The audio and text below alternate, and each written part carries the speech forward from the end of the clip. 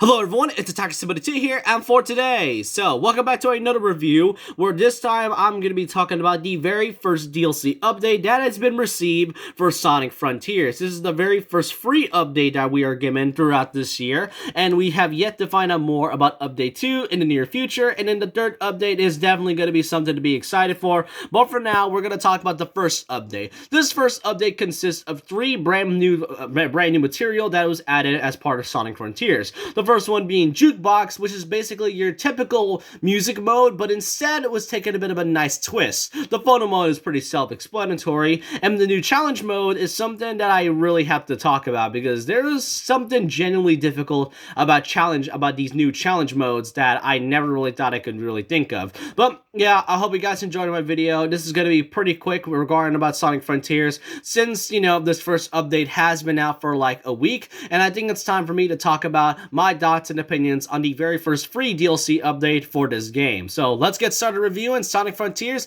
very first update, Speed, Sight, and Sound.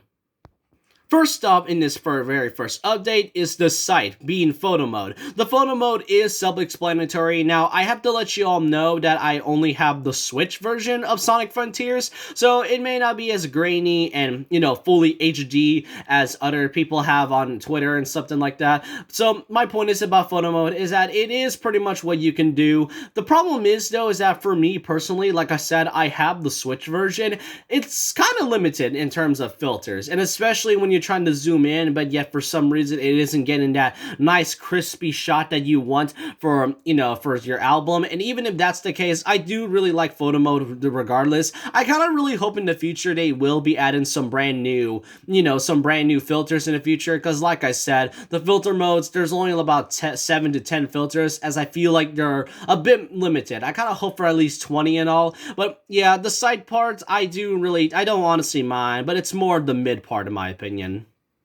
Next up is the jukebox mode, or the jukebox music, as part of the sound version, and I really love this nice take on the whole music mode. Usually whenever they have a music section, they mostly have a specific separate mode whenever you listen to your favorite music, or you can just listen to them on YouTube, who knows. But with this jukebox mode, I actually really love this nice little twist on it. So first up is that there is a total of 53 music tracks from past Sonic games and a few current ones as well. 13 of them are already available from the start, but you have to look everywhere, all 40 of those on all 5 islands you've been through. That means a lot more exploring, and yeah, while it is a bit tedious, for me it only took about 10 to 15 minutes to get all 40 music tracks, but I must say it is really worth hearing a lot of fan favorites, going from Live and Learn, Open Your Heart, then this Knights of the Wind, His World, and Seven Rings in Hand. Okay, maybe Seven Rings in Hand is kind of mid, and Sky Zone Sanctuary, Emerald Hill, just all those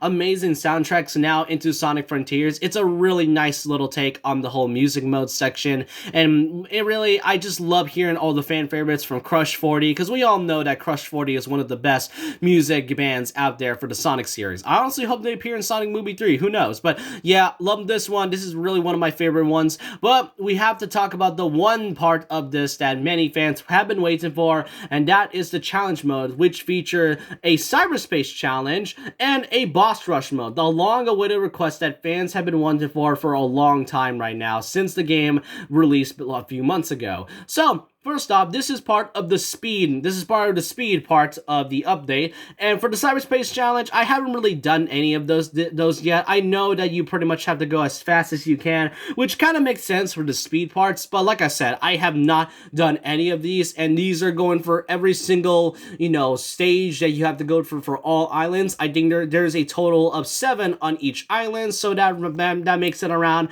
28 different stages during cyberspace. And if you have really good speed and patience, then you can pretty much do that. But what about this brand new boss rush mode, or as the game titles it, as Battle Rush? Yeah, they weren't kidding about it being part of the speed update. The thing about Battle Rush, though, is that instead of just fighting all the Titans, in which I know many of us would love to fight again, since the Titan bosses are one of the best things Sonic has ever given us for a long time, because after Sonic Forces' bosses was a pretty disappointment, this was definitely a refreshing part. The thing about Battle Rush, though, is that when you go through all islands, you not only get to fight the Titans, but also all the mini-bosses you encounter there, going from Asura to Ninja, Amnesia, to Squid, to Fortress, to Ghost, just basically all those mini bosses. And yeah, I must admit that Battle Rush, if you have very low stats like speed and attack, it is extremely difficult to fight them all. And not only that, when you first get this update, like, you have to get Battle Rush right after you finish the story. The big problem about this whole thing, though, is that when you start it up, it's only gonna go to Kronos Island. You have to get S rank in order to progress to, because when I got a B rank, I could not progress at all.